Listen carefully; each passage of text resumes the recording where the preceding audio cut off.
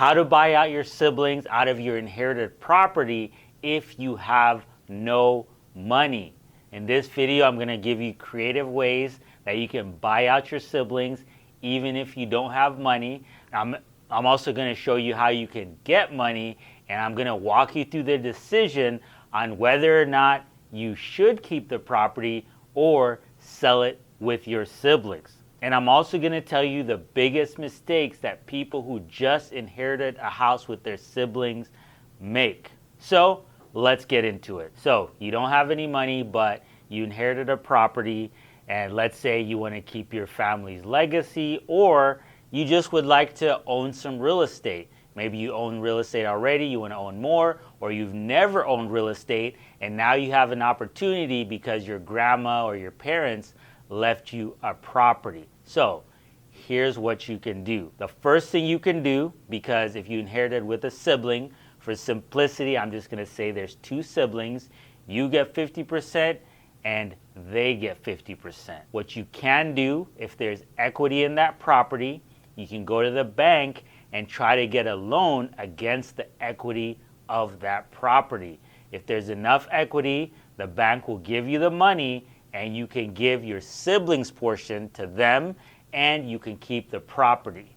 The good thing about this is you get to keep the property, but the downside of it, there is going to be a mortgage payment that you're now going to have to pay. So that's one option. The second thing you can do, let's say you don't have good credit, but you still want to keep the property. It's going to take some patience with your sibling, but what you can do is get on a payment plan with your siblings.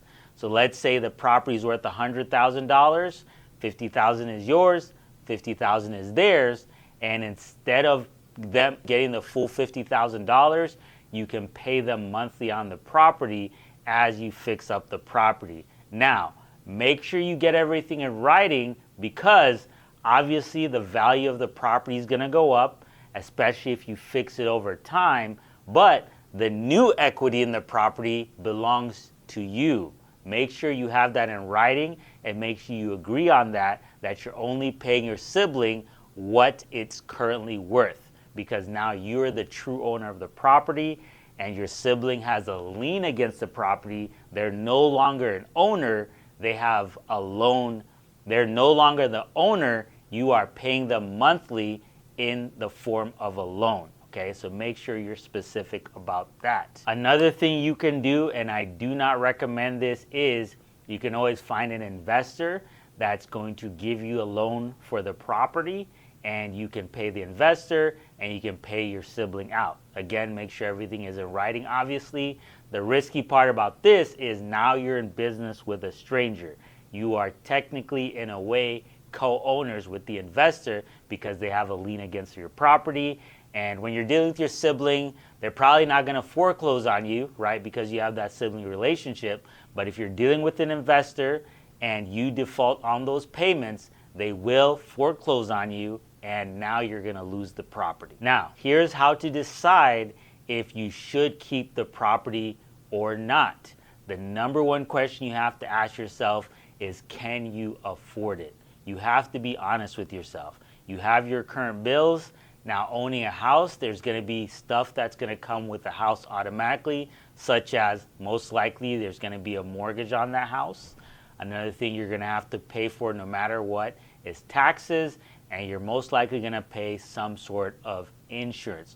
All those are going to be expenses in your budget, so you need to ask yourself if you can afford it. The second thing you need to ask yourself is, what's your plan with the property? Are you keeping it just to keep it, or are you going to keep it to rent it out? If you're going to rent it out, I highly recommend getting a manager, because you're not going to want to have to deal with getting the calls at night if something happens with the rental property, if the pipes burst, etc. Because you're a landlord, you're going to have to deal with that.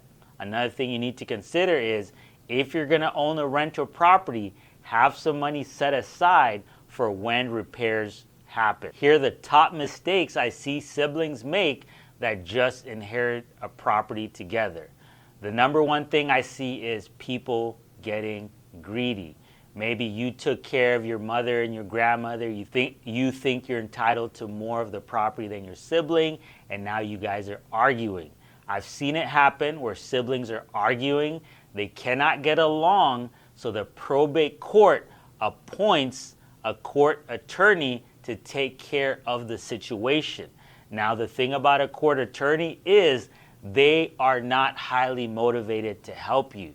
So I've seen scenarios where things that should take 3 to 6 months are taking longer because it's on the back burner of the court-appointed attorney. Another mistake I see siblings make is not putting stuff in writing. If you guys agree to something, put it in writing.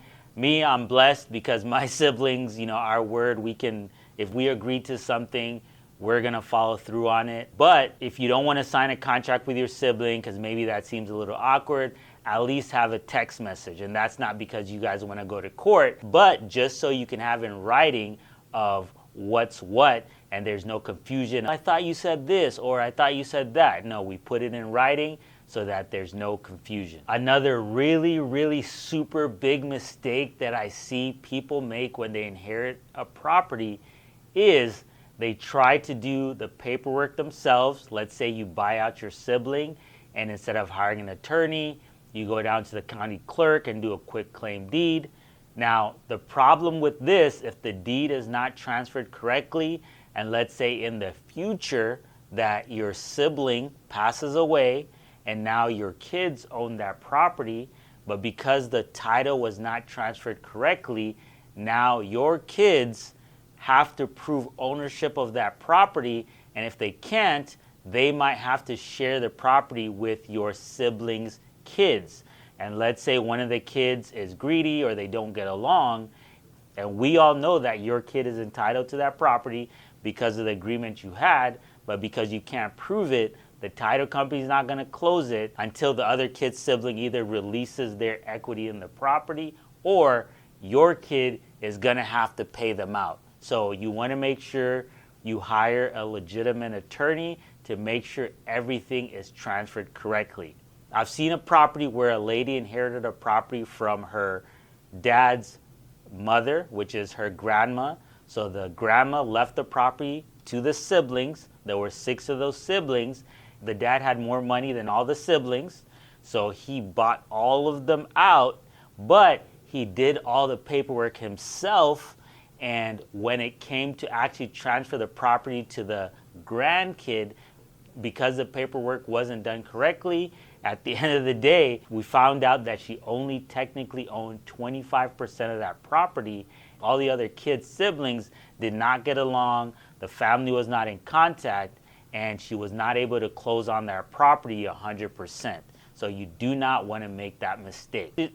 Now, if you're facing any of these situations and you want a same-day cash offer, reach out to OT Homebuyers and we'll give you a same-day cash offer today.